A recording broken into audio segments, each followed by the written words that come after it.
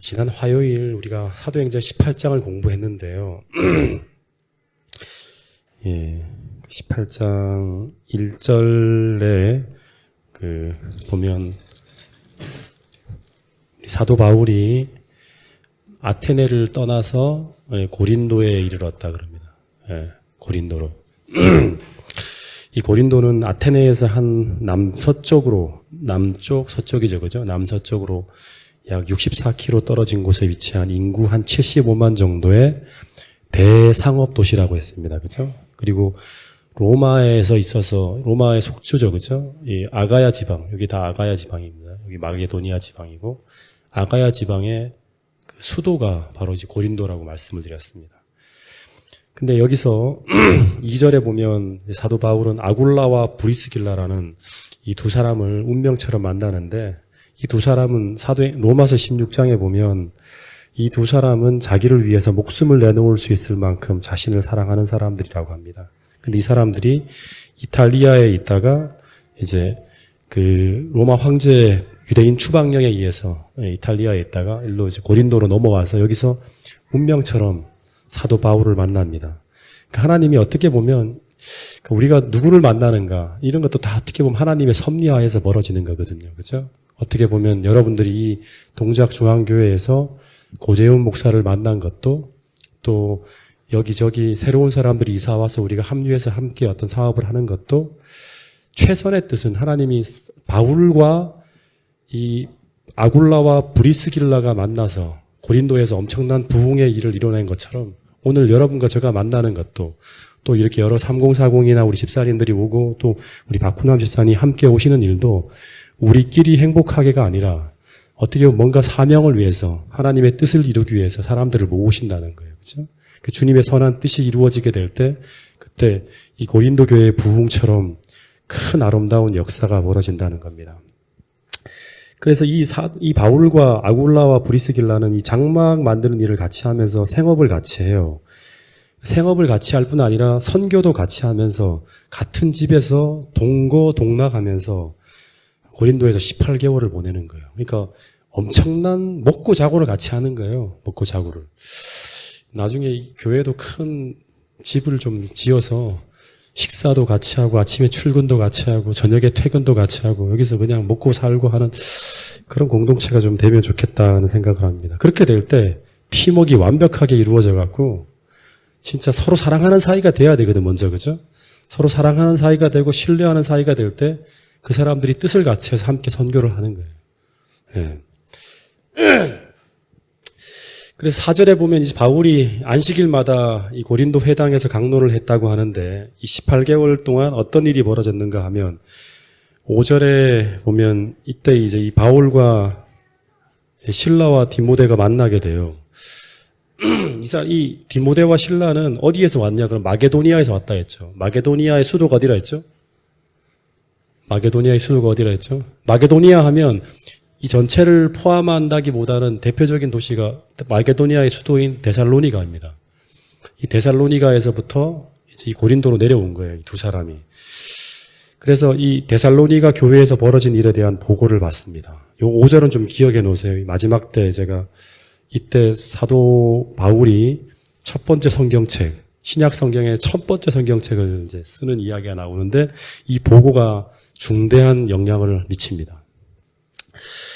근데 이 보고를 받고 난 다음에 사도 바울이 너무나 가슴이 뜨거워서 말씀에 붙잡혀서 복음을 전하게 되었다 하는데 이 모습이 어떤 모습이냐 그러면 혹시 기억하세요? 이 말씀에 붙잡혀서 복음을 전했다였다는 말은 이 말씀이란 단어는 로고스, 그 다음에 이제 붙잡혔다는 말은 쉬코네라는 단어를 쓰는데 이 쉬코네라는 말은 이렇게 누르다, 압박하다, 프레스하다는 뜻입니다. 그러니까 다시 말하면 사도 바울이 하나님 말씀에 막 견딜 수 없는 이 프레스를 막 당하는 거예요. 너무나 전하지 않으면 견딜 수가 없어서 그런 마음을 가지고 복음을 전하는 모습을 우리는 뭐라 그러죠? 이렇게 전하게 되면 사람들은 엄청나게 어떤 그런 이제 성령의 능력에 의해서 사람들이 막 폭발적으로 하나님의 빛을 보고 올려오는 모습이 보입니다. 이걸 가지고 성령 충만하게 복음을 전하는 거라 그럽니다. 그 사도행전에 보면 이런 말씀이 있어요. 이 말씀에 붙잡혀서 복음을 전했다는 말은 고린도에서 복음을 전함에 있어서 사도는 아덴에서 활동했던 활동과는 다른 방법을 택했다. 아테네에서 바울은 그의 전도 방식을 청중들의 성격에다 맞추려고 노력하였다. 저도 이런 성향이 좀 있거든요. 논리에는 논리로, 과학에는 과학으로, 철학에는 철학으로 대응하였다. 그렇게 해서 낭비된 시간을 생각하였을 때, 그리고 아테네에서 가르치기는 많이 하였으나 결실이 거의 없었다는 사실을 깨달았을 때, 부주의하고 무관심한 사람들의 주목을 이끌고자 노력함에 있어서 고린도에서는 다른 활동 계획을 따르기로 결정하였다. 그는 고린도인들 중에서는 정교한 논쟁이나 토론을 피하고 어떻게 전했죠? 고린도전서 2장에 보면 예수 그리스도와 그의 십자가에 못 박힌 것 외에는 아무것도 알지 아니하기로 결심하였다. 그는 지혜에 권하는 말로 하지 아니하고 다만 성령의 나타남과 능력으로 그들에게 전도하고자 하였다. 이게 바로 말씀에 붙잡혀서 복음을 전하는 모습이에요. 그러니까 사람들에게 논리에는 논리로, 과학에는 과학으로, 철학에는 철학으로 대응하는 것도 틀린 건 아니에요. 그죠? 근데 더 중요한 것은 이 십자가의 사랑과 그 다음에 예수 그리스도의 능력, 다시 말하면 성령의 능력의 나타남을 의지하는 것을 적게 했을 때 굉장히 많은 활동들을 하였지만 결과가 없었다고 하는 거예요. 그래서 말씀이 성령을 통해서 그 기별을 전하는 자의 심령을 프레스하고 눌러서 그것을 말해야 할 충동을 강하게 느끼면서 이 성령의 능력을 엄청나게 경험하면서 그 능력으로 이 복음을 전하게 될 때 이 전혀 다른 결과가 나타나는 거예요. 이 고린도에서는. 그런데 이 모습이 바로 항상 사도행전에 나타나는 하나님의 뜻인 거룩한 진리에 순종하라는 거룩한 성령의 호수가 선교사들을 누르고 프레스해서 그 하나님의 뜻을 행하고자 하는 열정으로 행하며 살아가는 모든 선교사들의 삶에 하나님께서 세상 끝날까지 함께하고자 했던 그 약속하신 능력이라는 사실입니다. 여러분, 오늘 이런 마음으로 성령의 길을 막고 또 하나님의 기별이 전해지는 것을 반대하고 장벽을 쌓는 그 모든 반대를 뚫고 불편을 무릅쓰면서 거룩한 열망과 열정을 가지고 사도 바울처럼 말씀을 증거하며 살아가시는 분들이 오늘 동작중앙교회 모든 성도들이 될 수 있기를 간절히 바라겠습니다. 그래서 항상 이런 능력으로 이제 말씀이 이런 능력으로 전파되어지면 어떤 일이 벌어지는가 하면 항상 거기에 위기를 느껴서 거기 그 모습을 반대하는 그런 어떤 역사가 벌어집니다. 그 길을 막는. 그래서 6절에 보면 이 바울이 유대인들에게 예수께서 그리스도가 되심을 강력하게 증거하자 유대인들이 이 바울을 어떻게 했다? 회방하는 일들이 벌어진다 그럽니다. 그러니까 항상 이 말씀에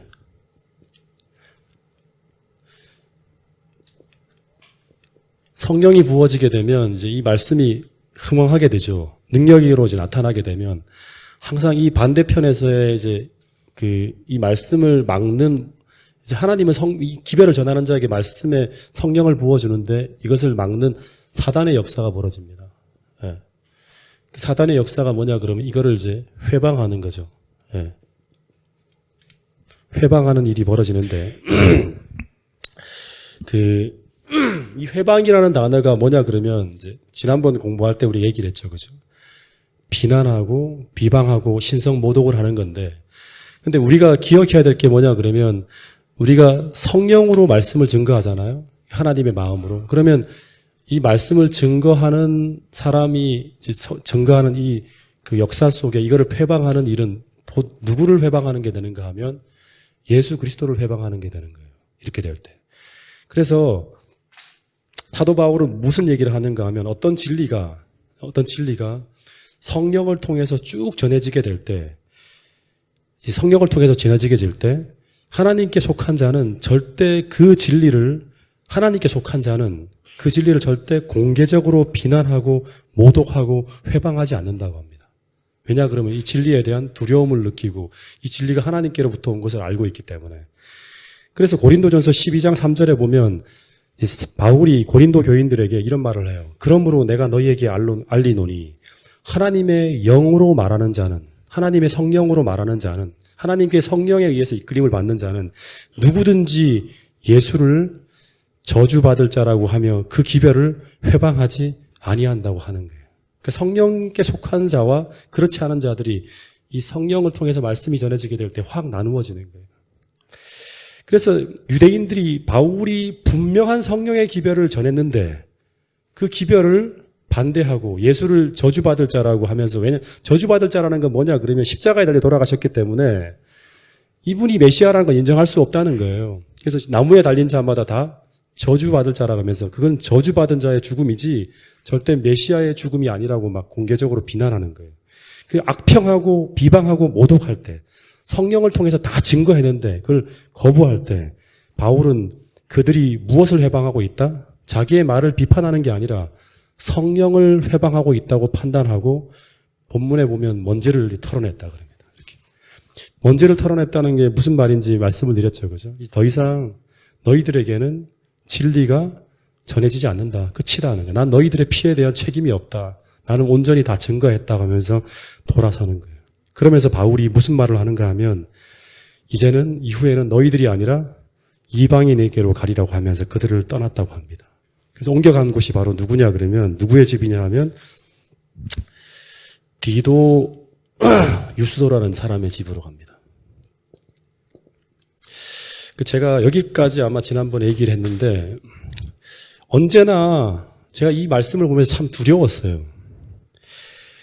언제나 사도행전에서 보면 이 진리의 빛이요. 진리의 빛이 이동하는 모습을 쭉 보면 이 패턴을 따라가요. 자세하게 보면. 먼저는 유대인들을 대상으로 복음을 시작하다가 그들이 그 빛을 거절하면 그 빛이 이방인대로 가는 거예요. 성경을 보면 언제나 하나님은 먼저 이 빛을 받은 사람들을 대상으로 더 밝은 빛을 주세요. 예. 그러나 그들이 이 빛을 따라 살지 않게 될 때, 이 유대인들이 이 사도 바울의 기별을 거절한 것은 말씀대로 살지 않고 있었기 때문이에요. 예. 가장 중요한 것은 이 빛대로 살지 않고 있기 때문에 그래요. 그러니까 어두워지니까 새로운 빛이 왔을 때 그 빛을 진리로 분별하지 못하는 거예요. 그래서 이 빛을 따라 살지 않게 될 때 주님은 처음에는 회개를 촉구하고 순종을 촉구하고 그들을 향해서 이 기별과 빛을 받아들이기를 애소하지만 그러나 언제나 영원히는 아니라는 거예요. 영원히 계속 하는 건 아니에요. 이게 바로 구약의 유대인들을 대하신 하나님의 모습이었어요. 예. 하나님은 그들이 하나님의 빛을 결정적으로 거절하는 태도와 말을 통해서 불신을 나타낼 때 주님은 그 빛을 환영하는 또 다른 대상을 찾아가시게 된다는 거예요. 고린도 교회에서 유대인들에게서 이방인에게로 계속 향해 나가는 거예요, 빛이. 그래서 우리가 꼭 기억해야 될 게 계시록 2장의 에베소 교인들에게 요한이 뭐라 그러냐 그러면 빛을 따라 살지 않고 있는 너희들이 회개하라고. 그러나 만일 너희가 회개치 아니하고 여전히 불순종의 길을 고집한다면 어떻게 한다? 이 촛대를, 이 빛이에요. 이 진리를 보관하는 너희들의 사명을 이곳에서 다른 곳으로 옮긴다고 말씀하고 있는 거예요. 그래서 오늘 우리도 이 받은 기별과 빛을 정말로 소중하게 여기면서요. 이 빛을 삶으로 수용하고 그것을 받아들였다는 그 증거인 바로 순종의 삶을 꼭 살아갈 수 있는 저와 여러분들이 될 수 있기를 간절히 바라겠습니다. 예. 이게 너무너무 중요한 것입니다.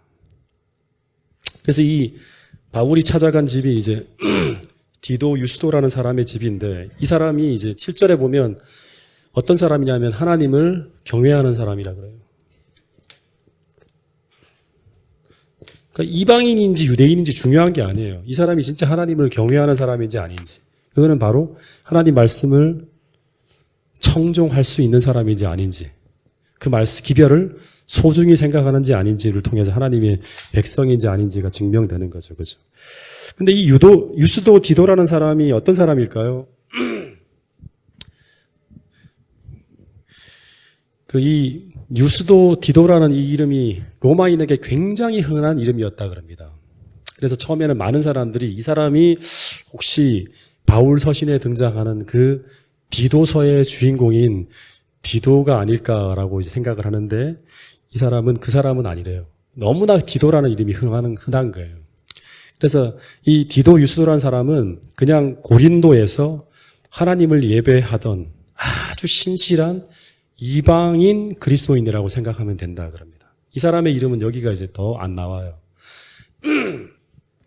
그래서 이 바울이 유대인 회당을 떠났을 때 계속 복음을 전하기 위해서 그 예배를 드리기 위해서 제일 먼저 선택한 사람이죠. 이 바울이 이방 이제 회당에서 딱 나오니까 어디서 그러면 이제 근거지를 마련하고 교회를 계속 운영해야 될까 고민할 때 이 디도 유스도라는 사람이 자기 집으로 오라 그랬고 뭐 여러 사람들이 오라 했는데 바울이 생각할 때 이 사람의 집이 가장 그래도 복음을 전하기에 최적의 장소였다고 생각을 해서 이 가정을 선택했던 걸로 봐서는 이 디도 유스도라는 사람은 고린도 교회에서 굉장히 헌신적인 한 집사님이라고 생각하면 되겠죠. 뭐 장로님 가정이라고 생각할 수 있었을 것이고. 그래서 바울이 아마 브리스길라와 아굴라와 함께 동력하면서 이 가정집을 이용해서 복음을 계속 증거했는데 근데 문제는 이 디도 유스도라는 사람의 집의 위치가 나와요. 집의 위치가 어디죠? 예? 7절 보면 그 회당 옆이었다 그럽니다. 회당 옆이었다. 그러니까 쫓겨났는데 멀리 가야 되는데 멀리 가지 않고 바로 회당 옆이라는 것은 회당과 붙어 있는 옆집이었다는 거예요. 예. 그래서 사도 바울이 왜 그렇게 했을까요? 뭔지는 털어버렸지만 여전히 그 혹시라도 그 복음을 받아들이기로 마음을 바꾸었는데 갈등하는 유대인들이 쉽게 찾아오도록 그리고 계속적으로 아직도 집은 나왔지만 거기 있는 사람들에게 계속 복음을 전하려고 어떻게 했냐면 가장 가까운 곳에다가 이제 교회를 세운 거예요. 예. 그래서 마음을 정하지 못한 자들과 계속 접촉하기 위해서 가까운 곳에다가 집회 장소를 선택했던 것 같아요. 근데 아니나 다를까 이 유대인 회당에서 넘어오는 회심자들이 계속 증가하더니 8절에 보면 대여가 넘어옵니다. 대여. 예. 그 사람이 바로 누군가 하면 회당장 그리스보라는 사람. 이 대여입니다. 그러니까 회당장이라니까 뭐예요? 그 회당에서 최고의 지도를 이제 위치를 가지고 있는 사람이니까 유대인들 가운데 지도자죠. 그죠? 이 사람이 이제 넘어오는 거예요. 이 사람의 회심으로 인해서 수많은 사람들이 동요하며 엄청난 일이 벌어지는데 먼저는 이 사람이 넘어오면서 그 가족들이 넘어오고요. 그 다음에 수다한 유대인 신자들이 통째로 넘어오는 일이 벌어졌다고 합니다. 다시 말하면 한 사람의 회심을 통해서 고구마 줄기처럼 줄줄이 다 넘어오는 거예요. 이런 경우 많이 보셨죠. 어떤 한 사람이 탁 넘어오니까 그게 티핑 포인트가 돼서 막 줄줄이 막 그 사람과 연관된 사람들이 다 넘어오는 거예요. 네. 지난번에 제가 김대정 목사님 설교를 듣는데 어떤 한 분이 이제 김대정 목사님 테이프를 통해서 이렇게 이제 진리를 확인하고 난 다음에 굉장히 영향력 있는 사람이었던 것 같아요. 그 사람의 회심을 통해서 그 가족 연관된 사람에서 수십 명이 통째로 다 그 넘어오는 어떤 그런 사례를 듣기도 했습니다. 그 사람의 케이스가 바로 이 회당장 그리스보의 그 모습이 아닌가, 이 사례가 아닌가 하는 생각이 듭니다. 8절 한번 읽어볼까요? 8절은 제가 물 한 잔을 좀 마셔야 될 것 같습니다. 읽어보겠습니다. 시작. 또 회당장 그리스보가 온 집안과 더불어 주를 믿으며 수많은 고린도 사람도 듣고 믿어 침례를 받더라. 네. 그러니까 이 회당장 그리스보라는 사람이 이제 넘어오면서 그 가족들이 넘어오고 수다한 사람들이 이제 쫙 넘어왔다 그럽니다. 그래서 이 회당장 그리스보라는 사람은 고린도전서 1장 14절에 보면 그가 이제 사도 바울이 내가 침례를 준 사람이 몇 사람 안 되는데 내가 직접 준 사람이 그 중에 한 사람이 바로 이 그리스보라는 사람이라고 제일 먼저 말할 정도로 이 사람은 고린도 교회에서 굉장히 유명한 사람입니다. 읽어볼까요? 고린도전서 1장 14절입니다. 고린도전서 1장 14절.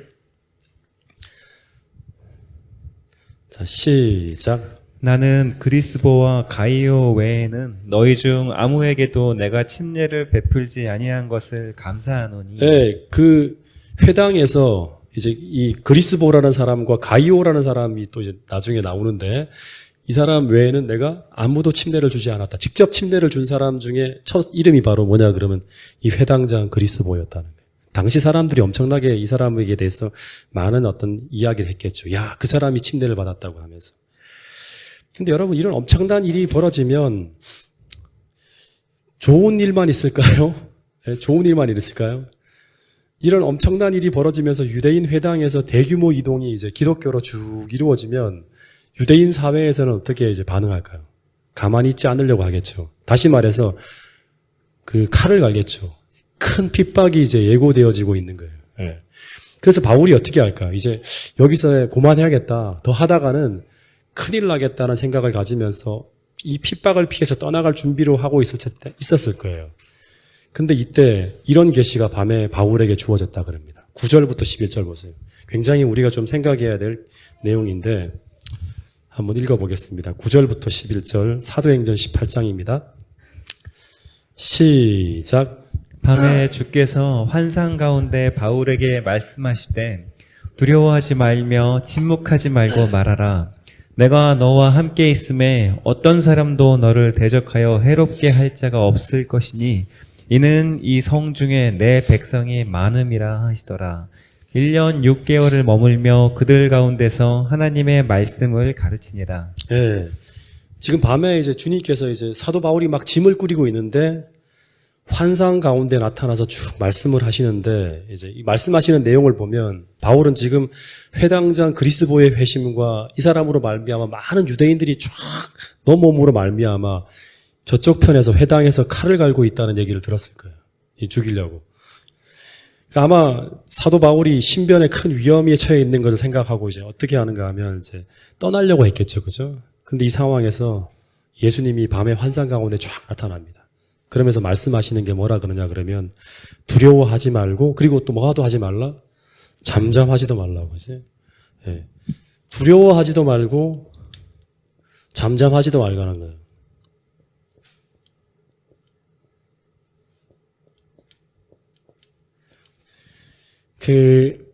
다시 말하면 계속 기별을 증거하면서 어떻게 하라? 선교를 공격적으로 하라는 거예요. 움츠러들지 말고. 더 강하게 하라는 거예요. 더 확실하게 하라는 거예요. 왜냐하면 주님께서 너와 함께 있기 때문에.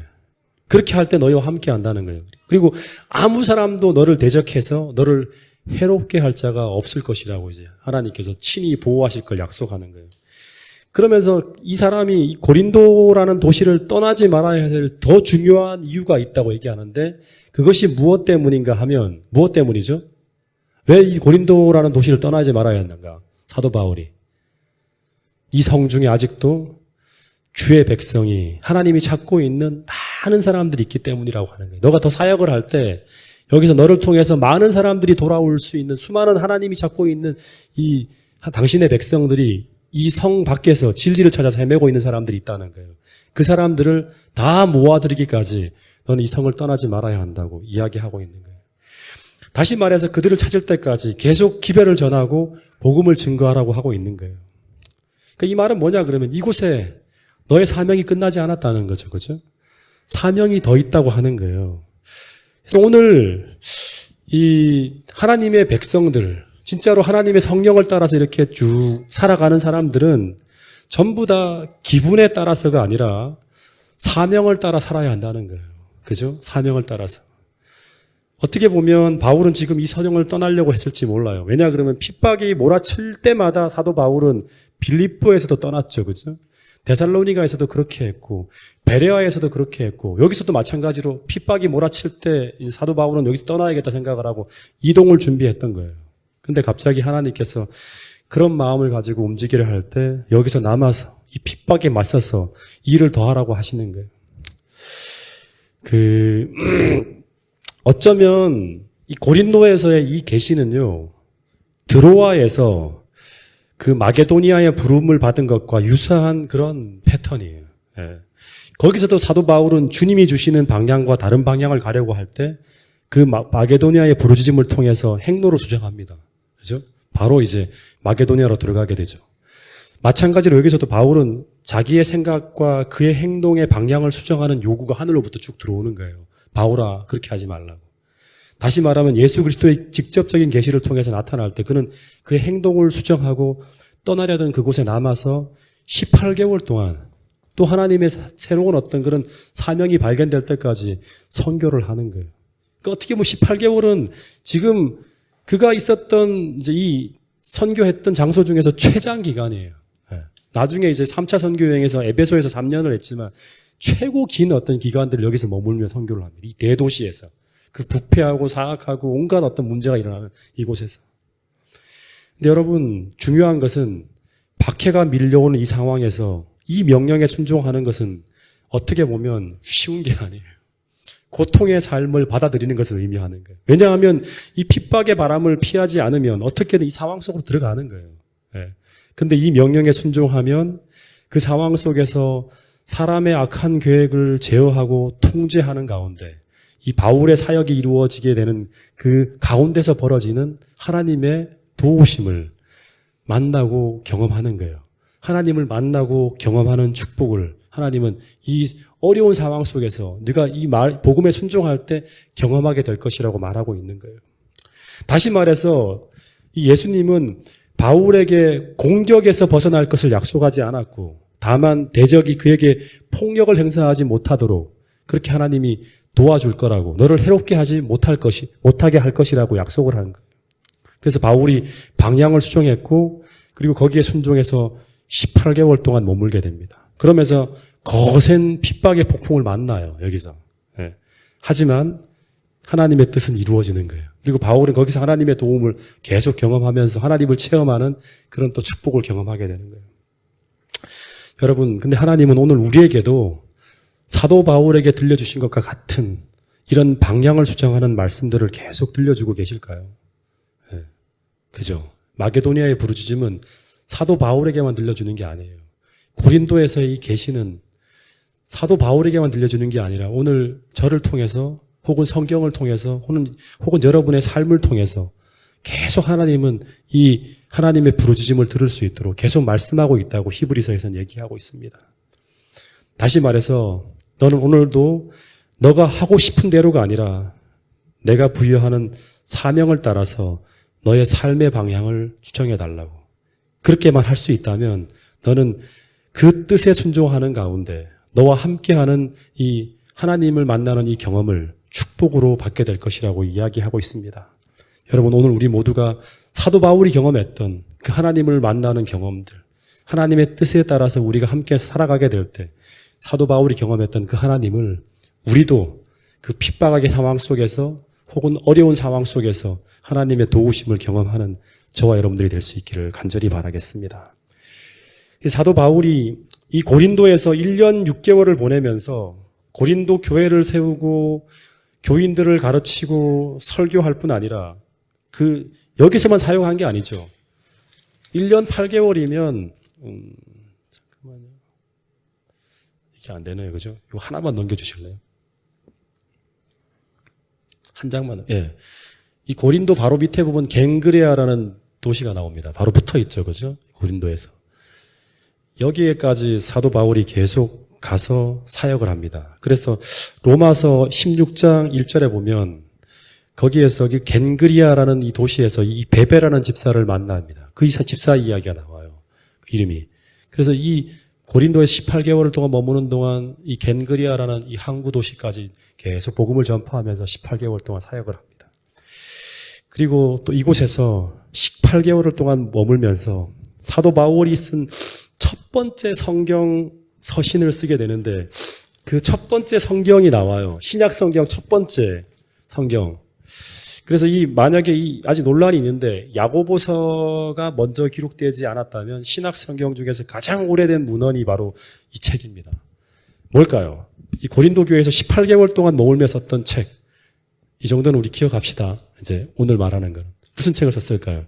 신약 성경 중에서 제일 먼저 나온 책이 이제 나와요. 그 책이 바울 서신 중에서도. 뭘까요? 네? 그런 성경책에 바울 서신이라 했죠. 누가복음 누가가 썼겠죠. 네. 바로 우리가 살전이라고 말하는 데살로니가 전후서를